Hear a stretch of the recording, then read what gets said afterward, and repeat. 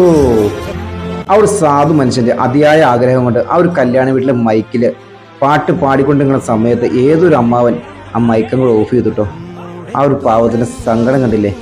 പക്ഷേ ചെക്കനും ചെക്കൻ്റെ കൂട്ടുകാരും ആ ഒരു സ്റ്റേജിലേക്ക് തന്നെ വിളിച്ചു വരുത്തി ആ സ്റ്റേജിൽ ഇരുത്തിക്കൊണ്ട് തന്നെ ആ ഒരു മനുഷ്യനെ കൊണ്ട് പാട്ട് പാടിക്കുന്ന ഒരു കാഴ്ച.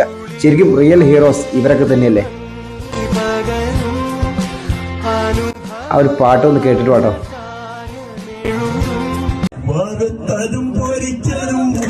ഓ ഓ